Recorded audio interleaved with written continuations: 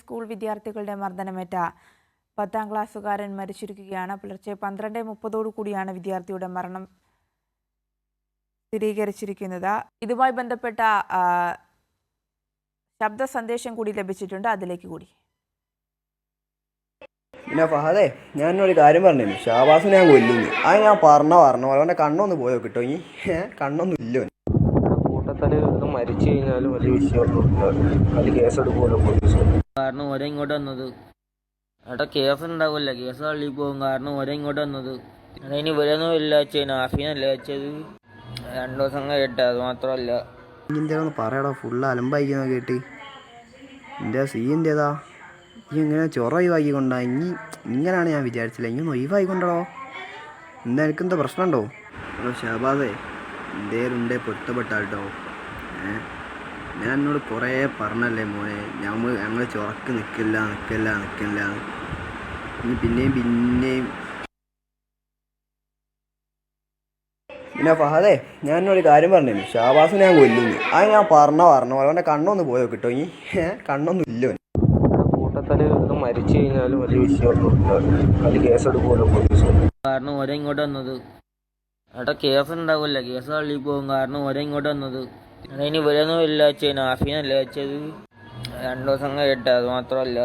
ഇഞ്ചിൻ്റെ പറയടാ, ഫുള്ള് അലമ്പായിക്കുന്ന കേട്ട്. എൻ്റെ സീൻ്റേതാ ഈ ഇങ്ങനെ ചൊറ ഒഴിവാക്കിക്കൊണ്ടാ. ഇങ്ങനെയാണ് ഞാൻ വിചാരിച്ചില്ല. ഇങ്ങനെ ഒഴിവായിക്കൊണ്ടോ. എന്താ എനിക്കെന്താ പ്രശ്നമുണ്ടോ? ഹലോ ഷാബാസേ, എന്തേലുണ്ടേ പൊരുത്തപ്പെട്ടാട്ടോ. ഞാൻ എന്നോട് കുറേ പറഞ്ഞല്ലേ മോനെ, ഞങ്ങൾ ചൊറക്ക് നിൽക്കില്ല. ഇനി പിന്നെയും ചേതൻ സാജൻ ഒരിക്കൽ കൂടി ചേരുന്നുണ്ട്. ചേതൻ, വിദ്യാർത്ഥികളുടെ ശബ്ദ സന്ദേശമാണ് ഇപ്പോൾ നമ്മൾ കേട്ടത്. അതിൽ തന്നെ എല്ലാ കാര്യങ്ങളും വ്യക്തമാണ്. കൃത്യമായ ആസൂത്രണം ഉണ്ടായിരുന്നു വിദ്യാർത്ഥികൾക്ക് കൊല്ലണമെന്ന കൃത്യമായ ഉദ്ദേശം. അതെ ആര്യ, തീർച്ചയായും. അപ്പോൾ നമ്മളിത് അതായത് 2 ഘട്ടമായിട്ടാണ് ഈ അക്രമങ്ങൾ നടന്നത്. ആദ്യഘട്ടം എന്നത് കഴിഞ്ഞ ഞായറാഴ്ചയായിരുന്നു ട്യൂഷൻ ക്ലാസ്സിൽ ഫെയർവെൽ പാർട്ടി നടത്തുന്നത്. നമുക്കറിയാം 10ാം ക്ലാസ് പരീക്ഷയൊക്കെ വരാൻ പോവുകയാണ്.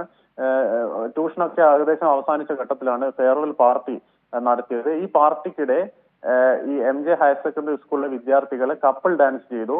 ഈ കപ്പിൾ ഡാൻസ് ചെയ്യുമ്പോൾ മൊബൈലിലാണ് പാട്ട് വെച്ചത്. ഇടയ്ക്ക് ഡാൻസ് പുരോഗമിക്കുന്നതോടെ ഇടയ്ക്ക് പാട്ട് ഓഫായി. ഈ പാട്ട് ആയപ്പോൾ മറ്റ് താമരശ്ശേരി ഹയർ സെക്കൻഡറി സ്കൂളിലെ 10ാം ക്ലാസ് വിദ്യാർത്ഥികൾ കൂക്കി വിളിച്ചു. ഇതാണ് സംഘർഷത്തിന്റെ ഏറ്റവും ആദ്യത്തെ തുടക്കം.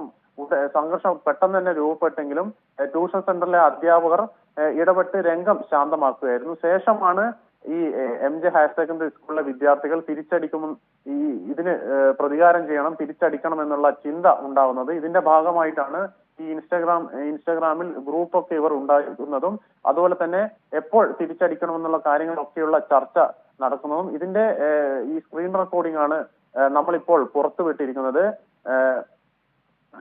ശേഷം ഈ 2 ദിവസം മുമ്പ്, അതായത് വ്യാഴാഴ്ച വൈകിട്ട് 5 മണിയോടുകൂടിയാണ് ഈ ട്യൂഷൻ സെന്ററിന് സമീപത്തുള്ള ട്യൂഷൻ സെന്ററിന് സമീപം ഈ കയ്യേറ്റം നടക്കുന്നത്. അതിന്റെ CCTV ദൃശ്യങ്ങളാണ് പുറത്തു വന്നിരിക്കുന്നത്. ഈ അക്രമത്തിലാണ് മുഹമ്മദ് ഷഹബാസിന് ഗുരുതരമായി ആദ്യം പരിക്കേറ്റത്. തുടക്കത്തിൽ ഈ മുഹമ്മദ് ഷഹബാസിന് ഇത്തരത്തിലൊരു പരിക്കേറ്റതായി മനസ്സിലായില്ല. കാരണം തലച്ചോറിന് ഉള്ളിലായിരുന്നു, തലയുടെ ഉള്ളിലായിരുന്നു പരിക്കേറ്റത്. ഇന്റേണൽ ബ്ലീഡിംഗ് ആയിരുന്നു. ഈ വഴക്കിന് ശേഷം മുഹമ്മദ് ഷഹബാസിനെ വീട്ടിൽ കൊണ്ടാക്കി തളർന്നു കിടന്ന ഷഹബാസിനെ ആദ്യം ബന്ധുക്കളൊക്കെ വിചാരിച്ചത് ഇദ്ദേഹം വല്ല ലഹരി വസ്തു ഉപയോഗിച്ചു എന്നുള്ള സംശയമാണ് ആദ്യം ഉണ്ടായത്. എന്നാൽ പിന്നീടാണ് ഇവർ തിരിച്ചറിഞ്ഞത് ഇങ്ങനെ ട്യൂഷൻ സെന്ററിന്റെ സമീപം ഇത്തരത്തിൽ കയ്യാങ്കളിയൊക്കെ ഉണ്ടായി. ഇതിൽ പരിക്കേറ്റാണ് ഈ മകൻ ഇങ്ങനെ തളർന്നു കിടന്ന് വീണത്. പിന്നീടാണ് മനസ്സിലായത് തലക്ക് ഗുരുതരമായി പരിക്കേറ്റുണ്ടെന്ന്. ഉടനെ തന്നെ മുഹമ്മദ് ഷഹബാസിനെ മാതാപിതാക്കൾ സമീപത്തുള്ള താമരശ്ശേരി താലൂക്ക് ആശുപത്രിയിൽ എത്തിക്കുകയായിരുന്നു. ശേഷം വിദഗ്ധ ചികിത്സ വേണമെന്നുള്ള ഡോക്ടർമാരുടെ നിർദ്ദേശത്തെ തുടർന്ന് കോഴിക്കോട് മെഡിക്കൽ കോളേജിലേക്ക് മാറ്റുകയായിരുന്നു. ഇത്തരത്തിൽ കഴിഞ്ഞ ദിവസം മുഹമ്മദ് ഷഹബാസിന്റെ നമ്മൾ കണ്ടിരുന്നു. ഇക്ബാൽ പറഞ്ഞത് കൂടുതൽ പേർ ഇതിൽ ഉൾപ്പെട്ടിട്ടുണ്ടെന്ന്, അതുപോലെ തന്നെ പുറത്തുനിന്നുള്ള ആൾക്കാരും ഈ മർദ്ദനത്തിൽ ഉണ്ട്, ഇവരെയൊക്കെ കണ്ടെത്തേണ്ടതുണ്ട് എന്നുള്ള കാര്യങ്ങളടക്കമാണ് ഈ പിതാവ് നമ്മളോട് പങ്കുവെച്ചത്. ഇത് തെളിയിക്കുന്ന, ഇത് സാധൂകരിക്കുന്ന ഈ ചാറ്റ് ഹിസ്റ്ററിക്കലാണ്, സ്ക്രീൻ റെക്കോർഡിങ്ങുകളൊക്കെയാണ് പുറത്തു വന്നിരിക്കുന്നത്.